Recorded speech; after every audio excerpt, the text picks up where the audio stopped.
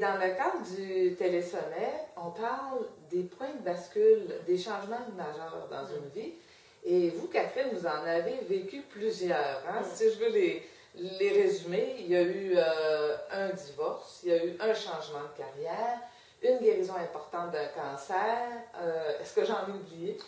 Entre autres ça, disons, là, mais on peut rajouter plein d'autres changements parce qu'à travers le divorce, il y a eu la dépression qui a suivi, hein, puis qui était comme l'amorce de la maladie du cancer qui est arrivé. Fait que j'ajouterais la dépression. La dépression aussi. Donc, on va y aller par étapes. Alors, le premier point majeur, vous racontez que c'est à l'âge de 28 ans. Vous êtes mère de 2 enfants, mariée, c'était supposé être le beau grand rêve, l'amour de ma vie.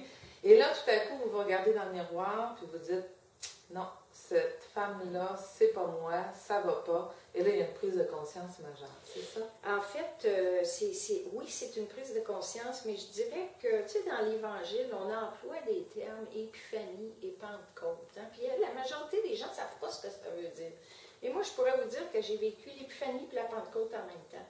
C'est-à-dire que, tu sais, quand tu te penches, tu te regardes dans le miroir, puis tu as 28 ans, puis tu fais, mon Dieu, j'ai l'air de 60. Puis là, je fais, mais je veux-tu avoir l'air de ça encore pendant 40 ou 50 ans? Parce que c'est clair que j'ai l'air de ça à 28, ça va continuer. Et cette espèce... Par quelle image que le miroir vous retournait? L'image de ma mère, qui avait 57 ans, donc c'est pour ça que je disais à 60 ans, et puis je me disais, bon Dieu, j'ai 28 ans, est-ce que je veux vivre comme ça encore longtemps? Il y avait comme quelque chose dans l'image qui me faisait, non, ça n'a pas de bon sens, je suis dans une espèce de coma, de rythme de vie que je subis plutôt que de le créer. Hein? Donc, je subissais une forme de vie créée par l'environnement, les croyances. Pardon, toute cette espèce de relation à la vie fait que là, il y a des signes sur notre chemin. Donc, il y a un médecin que je rencontre qui me dit, écoute Catherine, tu fais de la psychosomatisation, là, tout ce que tu me dis, là, ça n'a aucun rapport avec le problème que tu as, règle ton problème. Et là, tu fais, le médecin qui est conscient à ce point, puis qui me dit, tu as un problème, règle-le, me ramène à quoi? Il me ramène à, je ne suis pas heureuse en couple. À ce moment-là. Oui. Hein? Mais Catherine, dans votre discours, là, il y a une chose que je remarque. Jamais vous êtes senti victime? Jamais vous êtes dit, oh pauvre moi. Avant. Jusqu'à l'éveil, j'étais victime. Je faisais pitié. J'étais victime de la vie. C'était la faute des autres. Et c'est ça le problème. La responsabilisation, tu ne peux plus donner la responsabilité à quiconque d'autre qu'à toi de ton bonheur. Et c'est ça l'éveil. C'est de te rendre compte que tu crées, que tu es responsable. Et que si toi, tu ne prends pas ta vie en main, il n'y a personne qui va la prendre. Et la victime que je fus jusqu'à cet éveil-là, c'est ça qui a créé le mal-être, hein?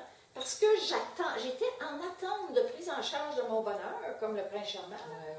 Et puis j'attendais que quelqu'un vienne me donner un bec, me réveiller, là, comme la belle au bois dormant. Mais dans le fond, l'éveil, je l'ai eu le baiser. C'est le baiser d'amour, de la bénédiction d'avoir cet éveil-là. Donc, ça amène à se regarder, parce que là, la victime, elle est là encore. Il y a le Moses de pattern qui revient, mais je comprends que à chaque fois que je tombe dans le pattern de la victime, j'ai un indice que j'évolue. Alors, c'est ma réaction à ne plus être victime ou mon action à me responsabiliser à chaque fois qu'il me fait « yes, j'évolue ». Qu'est-ce que c'est un indice qui fait qu'on le sait ou qu'on le sent qu'on évolue? Pour moi, c'est les signes, les coïncidences et les synchronicités. Mais à cette époque-là, c'était des actes de foi et je répondais à mon cœur. J'avais décidé de répondre à mon cœur plutôt qu'à ma tête, plutôt qu'à la société, plutôt qu'à l'environnement qui fait des dictats. Ça se fait pas, ça se dit pas. Non. Ça veut dire que là, la bascule était faite, là? Elle se faisait tout ce temps-là, pendant ces 4 ans-là. La bascule se faisait. La vraie bascule, ça a été l'éveil. Mais pour faire le suivi, parce que je peux bien avoir l'éveil puis fermer la porte. OK, on peut dire non. On peut dire c'est terminé. Moi, je fais pas de changement. On a le libre arbitre. À ce moment-là, ça veut dire qu'on se destine à une vie de souffrance, une vie de... Non, on peut se geler. On ne souffre pas, on se gèle.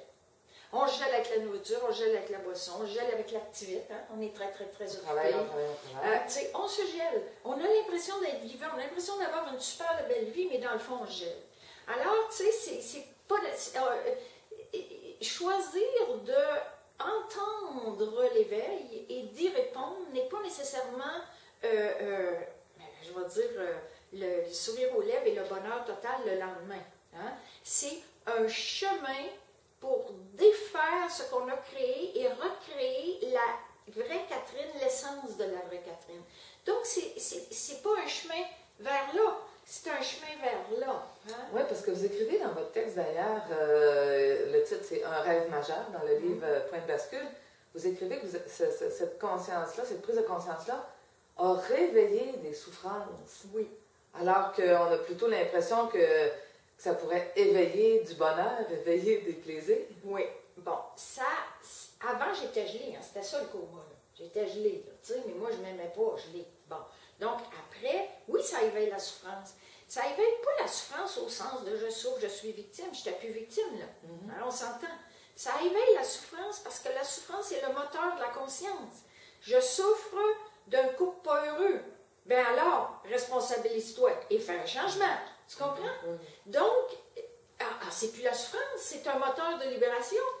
Hein? Alors là, je reviens encore à l'intérieur de moi et je réalise que le travail me plaît plus ou moins. Ben alors, responsabilise-toi et crée-toi un travail qui te rend heureux.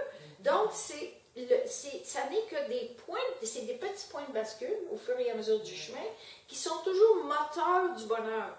La souffrance, moteur du bonheur. Par contre, aujourd'hui, 40 ans plus tard, moi, à cette époque-là, il y a 40 ans, là, on avait des croyances. Il faut souffrir pour être beau. Il y avait la croyance de la souffrance, elle était extrêmement présente dans dedans de nous. Oui, puis il y a beaucoup de croyances aussi qui sont inconscientes. Il faut agir de telle façon pour être aimé de quelqu'un d'autre. Il y a bien des choses aussi là, qui sont inconscientes. Et le faire semblant était une croyance. Il ne faut pas que ça paraisse que tu ne vas pas bien aujourd'hui. Hein? Fait que tu dis toujours, ça va très bien.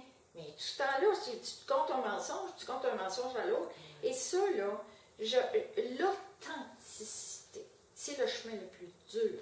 Dans le mode de vie là, de guérison, le mode de vie du bonheur, le mode de vie d'arriver à un taux vibratoire élevé et de l'entretenir constamment pour être constamment dans la lumière, ce qui nous empêche d'être malade, l'authenticité, c'est la marche la plus difficile à franchir. Le cancer du système lymphatique qui est le sang blanc, hein, donc ça m'indiquait, moi, c'est un autre signe. Hein. Le sang blanc, hein, la maladie du sang blanc, oh ben là, regarde, je fais un métier d'image, oh ben là. Oh mon Dieu, pour une personne qui travaille toujours avec les symboles, c'est un message qui est évident. Très clair. Fait que là, arrête de faire semblant. OK, ben là, j'arrête de faire semblant, c'est correct, mais l'authenticité, de là, à arrêter de faire semblant et à être totalement authentique pour ne plus avoir peur du jugement même de ta famille qui te dit que t'es pété et que t'es sauté. Tout ça fait... puis que, tu sais, là, tu divorces, tu changes de job, tu vas voir le psychiatre, tu sais, le monde autour de toi, ils ne comprennent pas. Mais toi, tu le sais, tu es dans ton cœur, tu marches dans ton chemin, puis il y a une certitude à l'intérieur, mais tout ça te fait gagner en authenticité. Mais c'est le chemin le plus dur à franchir.